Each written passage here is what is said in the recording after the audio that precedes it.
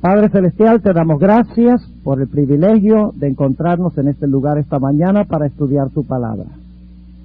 Pedimos, Señor, que al estudiar el epílogo de Apocalipsis, tu Santo Espíritu nos enseñe las lecciones que necesitamos conocer. Te lo pedimos en el nombre precioso de Cristo nuestro Salvador. Amén.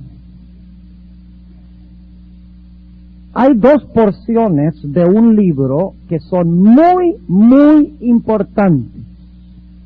La introducción de un libro es crucial y el epílogo o la conclusión es igualmente importante. En la introducción de un libro, generalmente el autor nos dice qué es lo que espera lograr a través del libro que está escribiendo. Y en el epílogo del libro o la conclusión del libro encontramos no solo un resumen de lo que presentó, sino también relata la importancia y las implicaciones de lo que acaba de cubrir y alcanza sus conclusiones. Por esa razón, el epílogo de Apocalipsis es tan importante, porque en esta sección de este libro, San Juan nos va a presentar las conclusiones de su libro, nos va a presentar las implicaciones y la importancia de hacer caso a lo que ha dicho y los resultados positivos o negativos si hacemos caso o no hacemos caso a lo que contiene el libro. Es decir, el epílogo de Apocalipsis es de crucial importancia, tan importante como cualquier otra porción de este libro. Ahora, antes de ir al epílogo, quiero ir al capítulo 1 y el versículo 3, porque tiene algunas ideas relacionadas con lo que vamos a encontrar en el epílogo de este libro. Vamos a Apocalipsis, el capítulo 1 y el versículo 3. Aquí dice San Juan, y vamos a leer también el versículo 1 y 2 para el contexto, la revelación de Jesucristo. Apocalipsis es una revelación ¿de quién? El Apocalipsis de Jesucristo. La palabra griega es Apocalipsis. El Apocalipsis de Jesucristo, que Dios le dio. ¿A quién le dio Dios el Apocalipsis? A Jesús.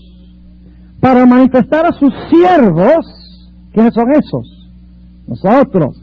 Las cosas que deben suceder presto, y la declaró enviándola por su ángel a Juan su siervo. Noten el proceso: Dios, Jesús, ángel, Juan, nosotros.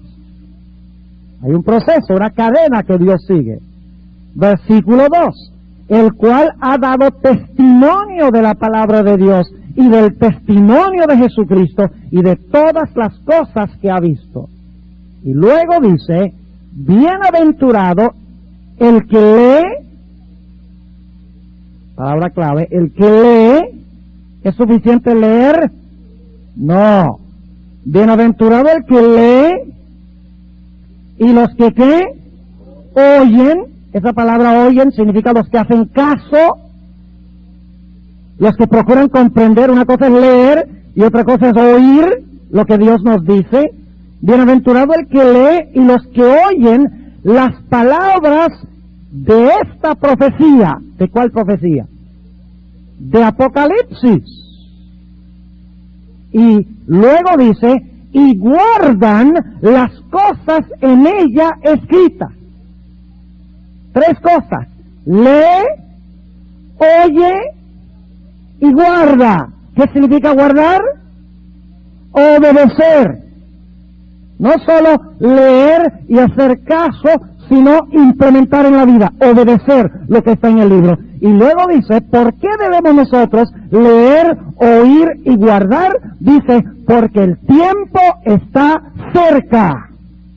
Ahora les voy a hacer una pregunta y por favor no contesten rápido, no quiero que nadie se avergüence tan temprano en la mañana. ¿A qué tiempo se refiere este versículo cuando dice que debemos leer, oír y guardar las palabras de este libro? Porque el tiempo está cerca. ¿Cuál tiempo está cerca?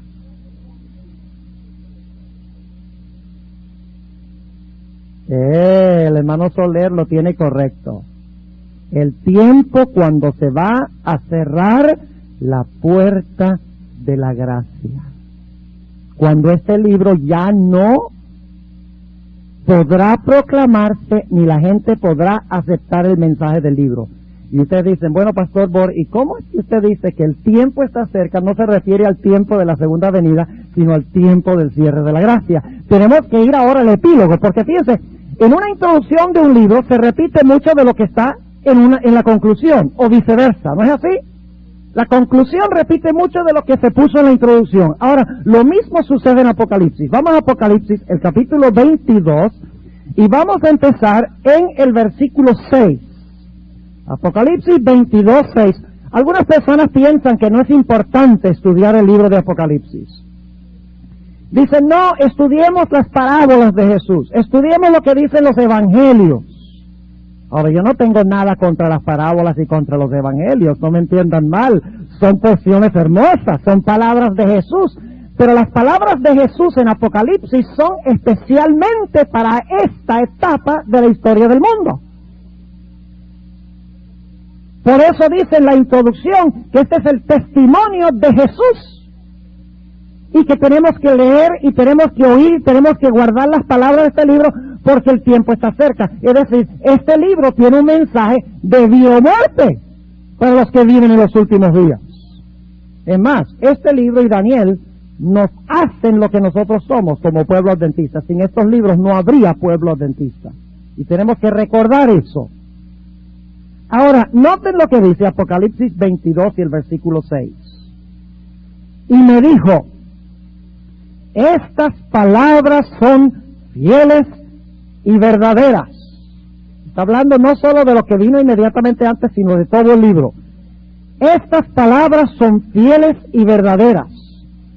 Y el Señor Dios de los santos profetas ha enviado su ángel para mostrar a sus siervos las cosas que es necesario que sean hechas presto. Pregunto, en este versículo hay muchas ideas afines con lo que leímos en la introducción. Claro que sí, porque dice, las palabras de este libro son fieles y verdaderas. Y el Señor Dios ha dado a los profetas, ¿para quiénes? Para nosotros, a través de su ángel, las cosas que van a suceder, ¿qué cosa? Presto. Y luego el versículo 7 dice, y he aquí, vengo presto. Bienaventurado el que ¿qué? Ahora fíjense que no dice el que lee, ni el que oye, sino dice el que guarda, va al grano directamente. Bienaventurado el que guarda las palabras de la profecía de este libro. ¿A qué libro se refiere cuando dice que estas palabras son fieles y verdaderas? Apocalipsis en su totalidad. Y dice, bienaventurado el que guarda las palabras de la profecía de este libro. Y luego dice en el versículo 8, yo Juan, soy el que ha oído y visto estas cosas.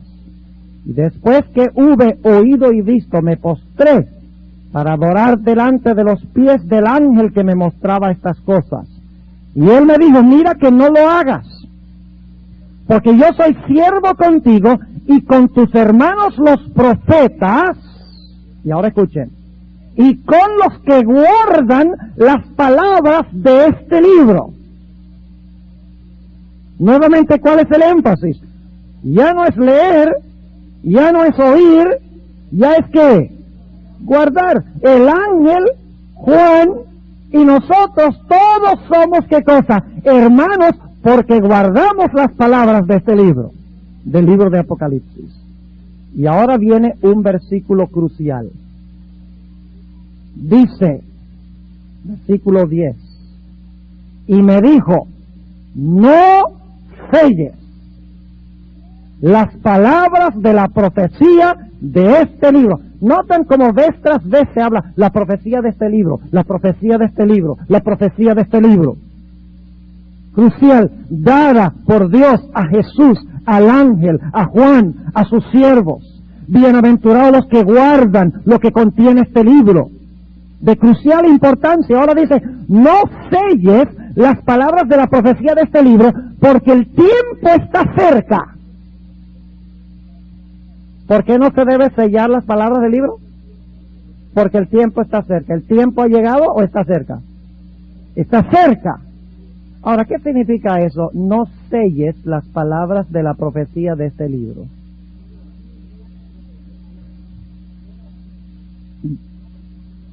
Déjalas entender. Vamos a Daniel 12, un pasaje paralelo, solo que en Daniel 12 habla de sellar y cerrar.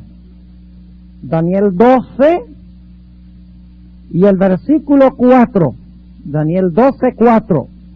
Dice, tú, empero Daniel, cierra las palabras y sella el libro. ¿Qué significa eso? Cierra las palabras y sella el libro. ¿Qué pasaría si yo tengo un libro y al libro le pongo un candado? Significa que nadie puede ¿qué? Nadie lo puede abrir. Y si no lo puede abrir, no puede comprender el mensaje que tiene el libro. Ahora, ¿el libro de Daniel se iba a abrir en el tiempo del fin? ¿Se iba a abrir? Sí, porque dice, cierra las palabras y sella el libro hasta el tiempo del fin. Es decir, iba a estar sellado y cerrado hasta el tiempo del fin, pero en el tiempo del fin el libro se iba a abrir. Significa que ahora la gente iba a poder, ¿qué cosa? Entender el mensaje que tenía Daniel. Y no solo Daniel, sino Apocalipsis. La palabra Apocalipsis significa la revelación. Significa tomar algo que está encubierto y traerlo a la luz. Revelarlo. Es decir, revelar es lo opuesto de ocultar. En Daniel 12 el mensaje está oculto porque el libro está cerrado. En el tiempo del fin el libro se abre y ahora tenemos el Apocalipsis de Daniel. Se abre el libro para que se pueda entender. Ahora, volviendo otra vez, entonces, Apocalipsis 22, el ángel dice a Juan, no selles las palabras de este libro. Es decir, el libro de Apocalipsis va a estar, ¿qué cosa? Abierto, y la gente va a poder, ¿qué? Entender el mensaje que se encuentra allí para que lo puedan poner por obra. ¿Están conmigo o no? Ahora, volviendo otra vez al versículo 10, dice, no selles las palabras de la profecía de este libro, y luego dice, porque el tiempo está cerca. ¿Cuál tiempo está cerca? Generalmente decimos el tiempo de la segunda venida, pero el contexto no permite esa interpretación. Porque en el siguiente versículo se nos va a describir a qué tiempo se refiere. Yo pregunto, ¿hay un momento en que el libro de Apocalipsis se va a cerrar? ¿Sí o no? Claro que sí. ¿Y cuándo se va a cerrar? Cuando llegue el tiempo. Dice, no selles el libro porque el tiempo está cerca. Pero cuando llegue el tiempo, ¿qué va a pasar? El libro se va a cerrar. ¿Quién entonces va a poder guardar las palabras de este libro? Solo los que aceptaron el mensaje antes de que el libro se cerrara. ¿Están conmigo? Ahora entonces, ¿cuán importante es ahora predicar el mensaje del libro de Apocalipsis? Es un asunto de vida o muerte. Ahora, ¿a qué tiempo se refiere esto? No selles las palabras de la profecía de este libro, es decir, mantén abierto el libro para que la gente lo pueda entender, la gente lo pueda leer, la gente lo pueda guardar, aplicar a su vida. No lo selles ahora, pero el tiempo está cerca. ¿Qué tiempo es este? Versículo 11. Y antes de leer el versículo 11, yo quiero mencionarles algo sobre Daniel 8:14. ¿Han oído hablar de Daniel 8:14?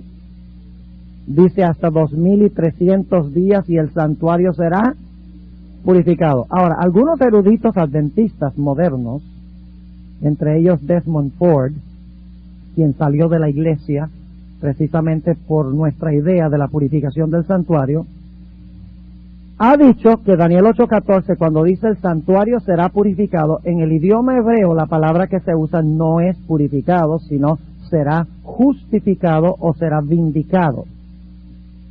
Y tiene razón. La palabra que se usa allí en el capítulo 8 y versículo 14 de Daniel es la palabra sadak. Y sadak significa justificar o significa vindicar.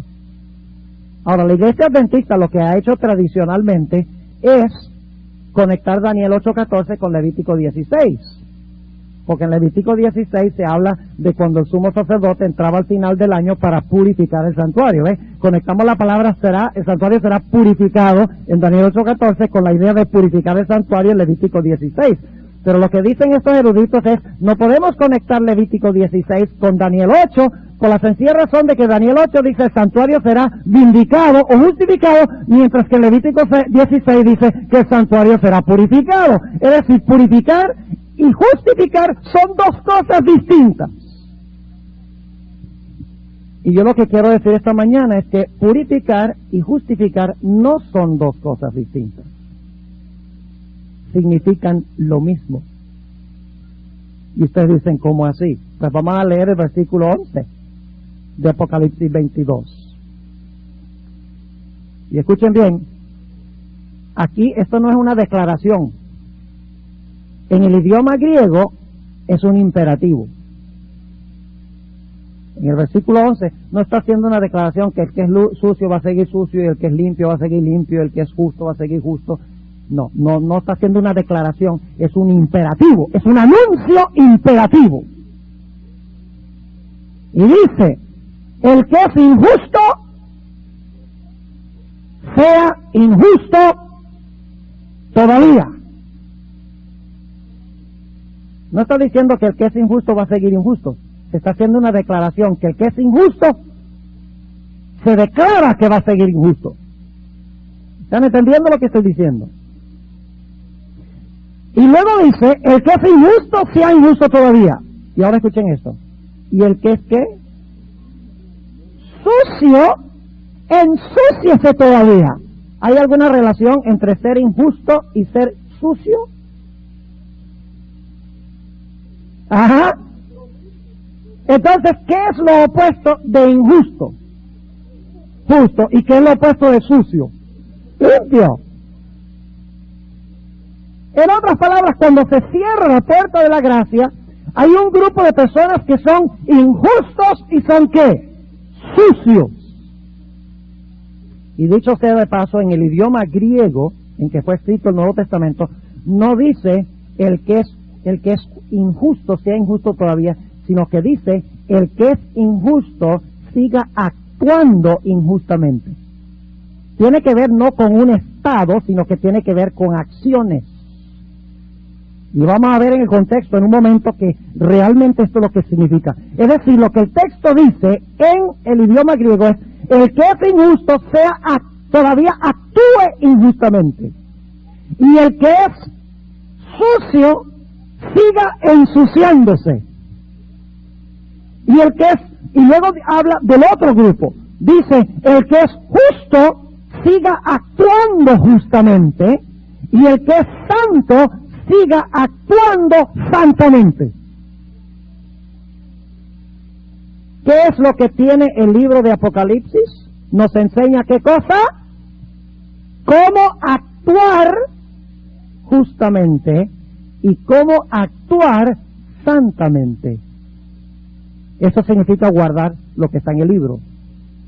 Pero muchos que van a oír el mensaje, van a leer el mensaje, van a escoger permanecer injustos, actuar injustamente y actuar suciamente. Y en un momento vamos a ver qué significa actuar suciamente y qué significa actuar con santidad, porque el contexto lo dice. Ahora, ¿qué tiempo se refiere entonces el versículo 10 cuando dice no sellen las palabras de este libro porque el tiempo está cerca? El momento cuando el sucio seguirá ensuciándose y cuando el injusto siga actuando injustamente y cuando el santo siga actuando santamente y cuando el justo siga actuando justamente. ¿Cuántos grupos habrá cuando el libro de Apocalipsis termine de impartir su mensaje? Solo habrá dos grupos, Y este es un anuncio que hace Dios desde el santuario celestial. Son imperativos. No está haciendo una mera declaración, está diciendo así va a ser de ahora en adelante. ¿Cuán importante entonces es el mensaje del libro de Apocalipsis? Hermanos y hermanas, el libro de Apocalipsis, según nos dice este pasaje, tiene el propósito de que nosotros aprendamos a vivir una vida santa y una vida justa. Y si no aceptamos el mensaje de este libro, estaremos en la condición de aquellos que se ensucian, de aquellos que viven vidas injustas. Así de importante es este libro. Ahora vamos a un texto, otro texto donde habla de este tiempo. Antes de continuar con el epílogo, vayan conmigo a el libro de Marcos, el capítulo 13. Marcos, el capítulo 13 y los versículos 33 al 35. 13, 33 al 35. Y saben, nosotros tomamos muchas declaraciones de Jesús, donde Jesús habla del cierre de la puerta de la gracia y las aplicamos a la segunda venida de Cristo. Pero técnicamente están hablando del cierre de la puerta de la gracia. Noten a Marcos 13 y el versículo 33. Mirad, velad y orad, porque no sabéis cuándo será el tiempo.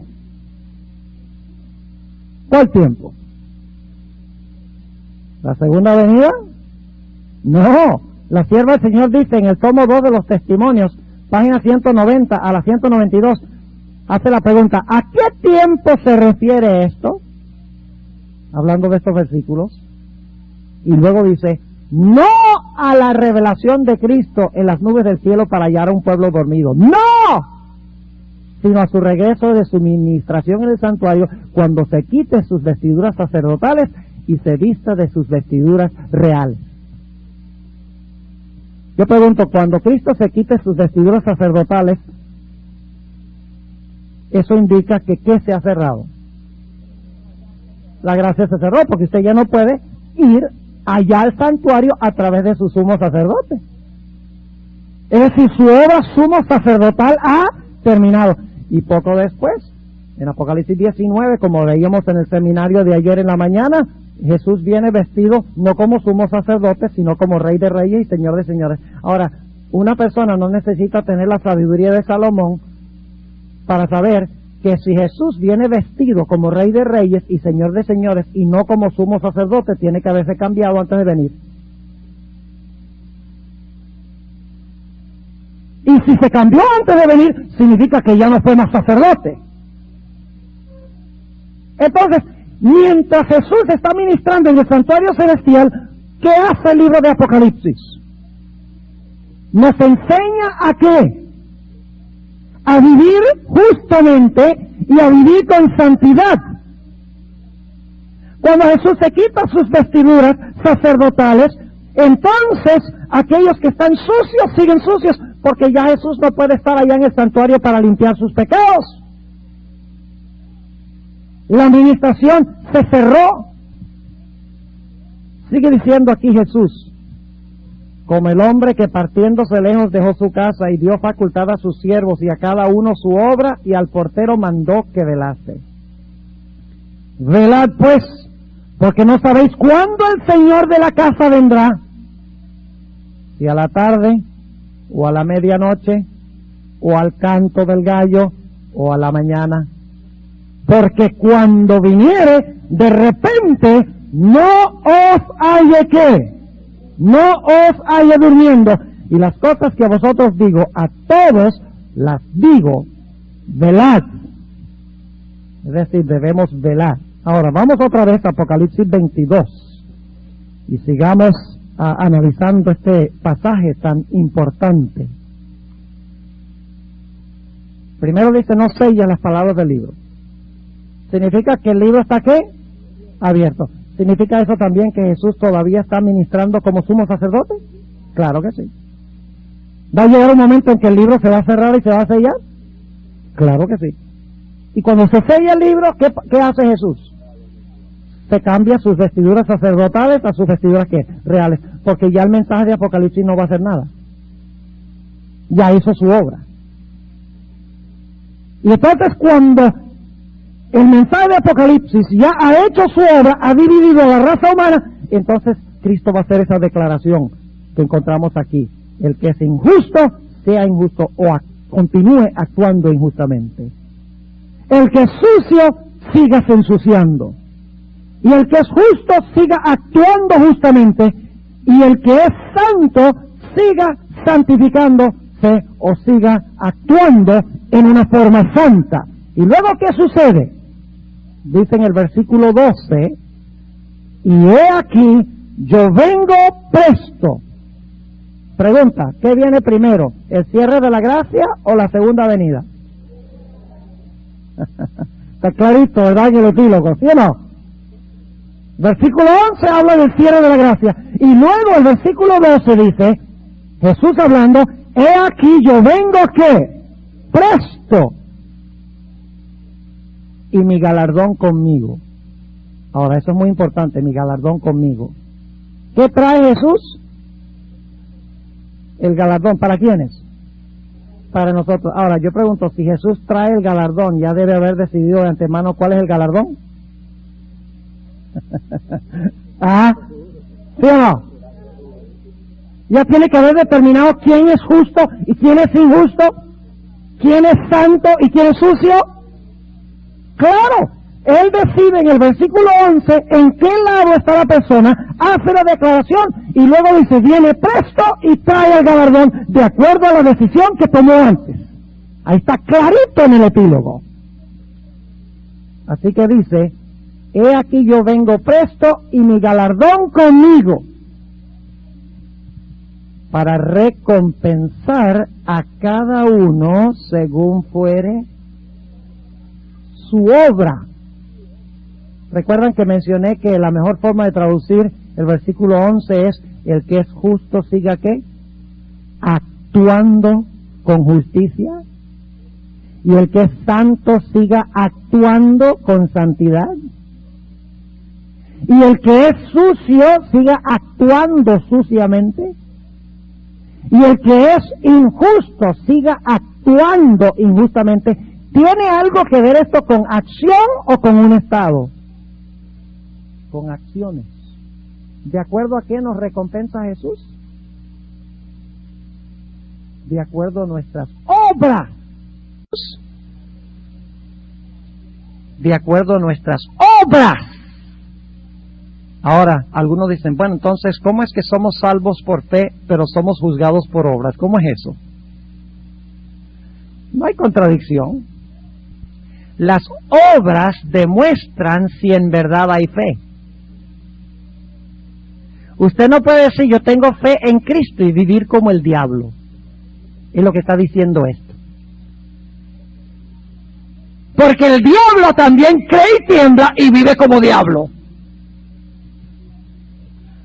Si los cristianos no creen sino en la cabeza que Cristo murió y resucitó, pero siguen actuando como el diablo, son igualitos al diablo. ¿Sí o no? Lo que nos dice Jesús es que cuando se cierre la puerta de la gracia, el pueblo de Dios va a actuar de una forma santa y va a actuar de una forma justa.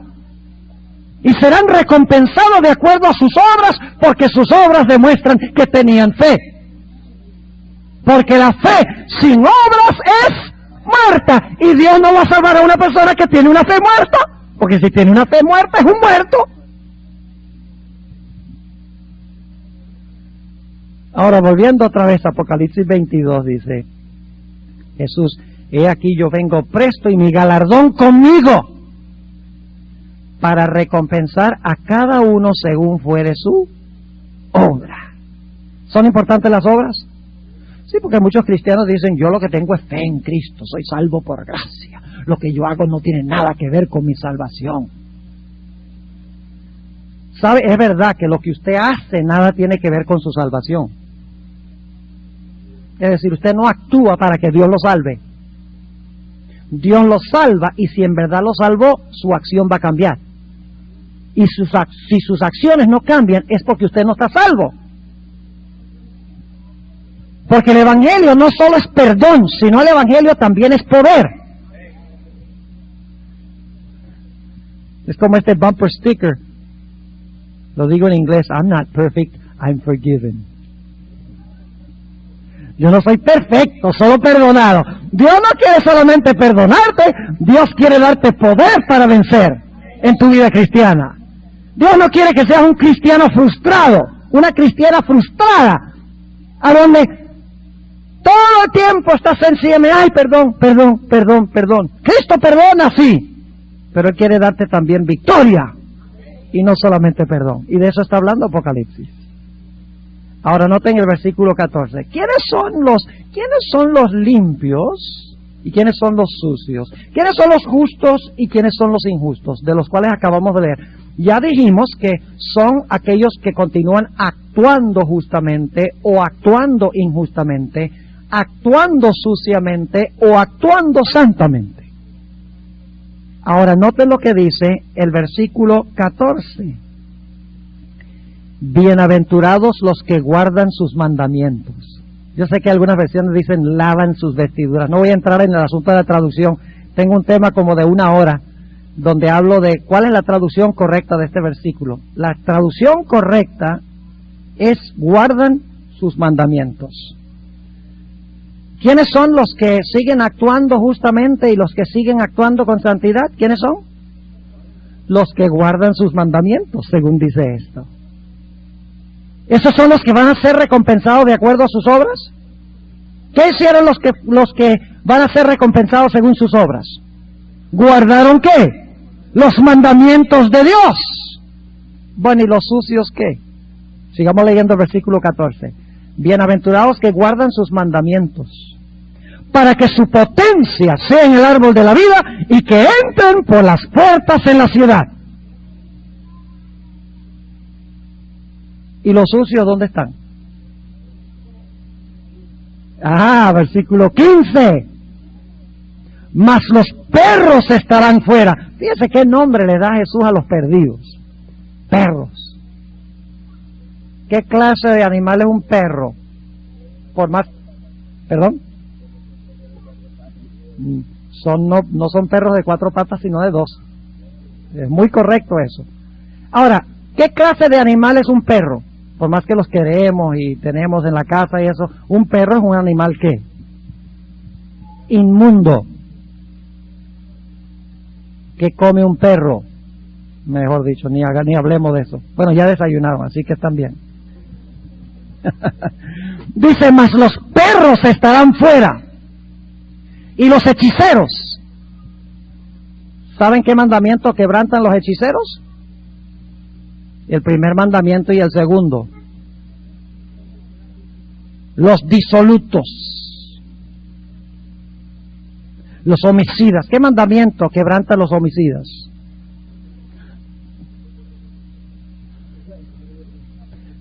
Los disolutos son fornicarios, adúlteros, inmorales en términos de aspectos sexuales. ¿Qué mandamiento es ese? El séptimo. ¿Y los idólatras? El segundo. ¿Y cualquiera que ama y hace mentira? Entonces, ¿quiénes están dentro de la ciudad?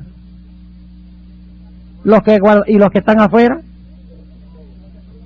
Los que actúan mal, cometen adulterio, matan, mienten, tienen otros dioses.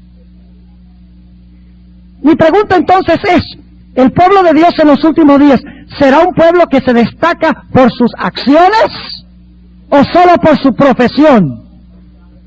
Se va a destacar por una vida diferente. Sí, la predicación es por testimonio. Ahora sigamos aquí en Apocalipsis 22, versículo 16. Yo, Jesús, he enviado mi ángel para daros testimonio de estas cosas en las iglesias. Yo soy la raíz y el linaje de David, la estrella resplandeciente y de la mañana. ¿Y ahora qué dice Jesús? A la luz de que se va a cerrar la puerta de la gracia, va a haber 2 grupos. el libro de Apocalipsis todavía está abierto, ¿qué invitación va a hacer Jesús?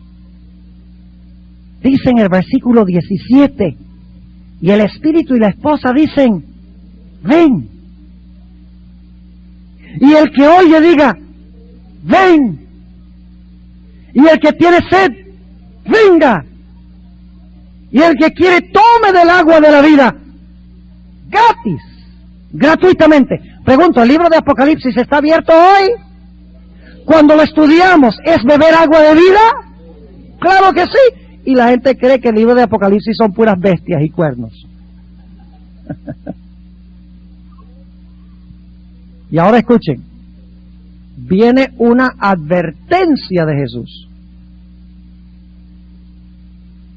Dice, porque yo protesto a cualquiera que ¿qué? Fíjense la palabra que se usa aquí. ¿Recuerdan? Apocalipsis 1:3 dice, bienaventurado el que lee, oye y guarda. ¿Qué palabra se usa aquí? Oye, porque los que guardan no van a hacer esto.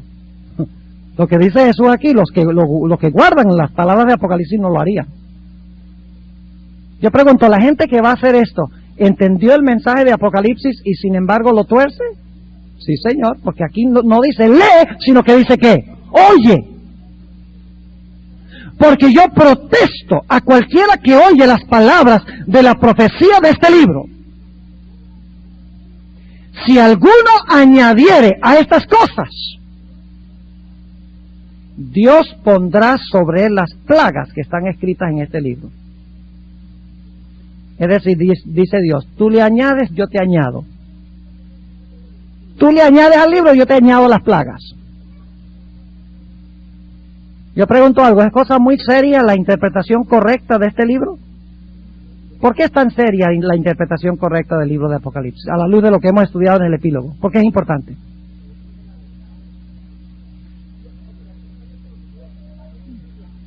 Sí, las va a recibir, pero ¿por qué es tan importante interpretar correctamente el libro de Apocalipsis? No ponerle ni quitarle. Porque según hemos estudiado, el mensaje de este libro es un asunto de ¿qué? De vida o muerte. Si la gente lo tuerce, va a tomar una decisión ¿qué? Equivocada. ¿Están conmigo o no? Porque yo protesto a cualquiera que oye las palabras de la profecía de este libro.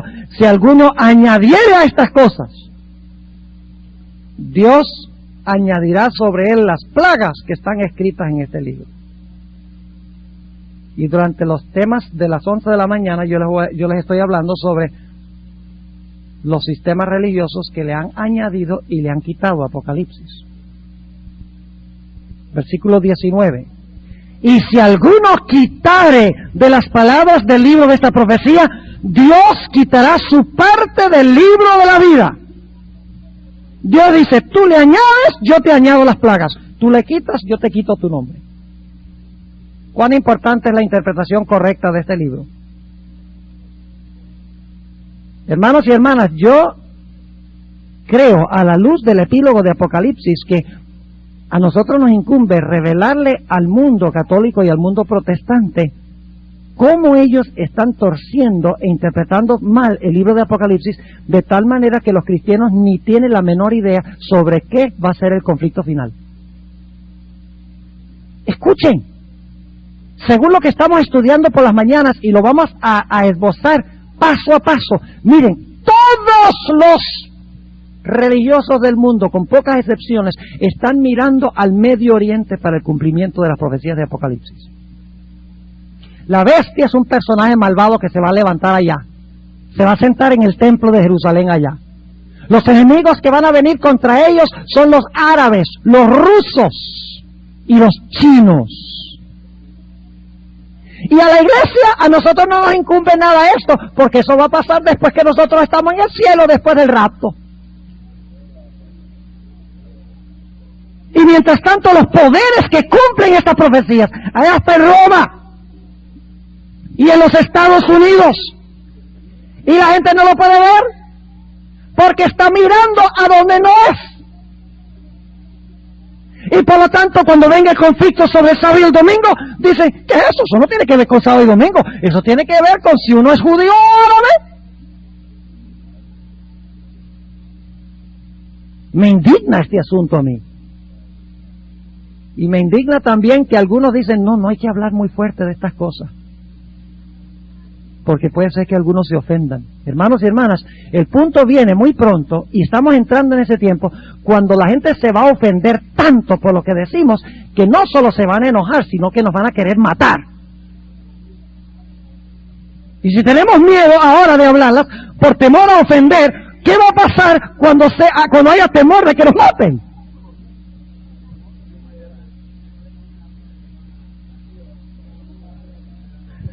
Al final tomamos una o dos preguntas, que no quiero perder el hilo. ¿Están viendo por qué es tan importante este asunto de ponerle o quitarle? Porque hemos leído que de lo que contiene este libro, que está abierto ahora, depende si nosotros seremos justos o injustos, inmundos o santos. De lo que está en este libro, según dice Juan, inspirado por el Espíritu de Dios. Entonces, hermanos, este libro tiene un mensaje crucial para el mundo de hoy.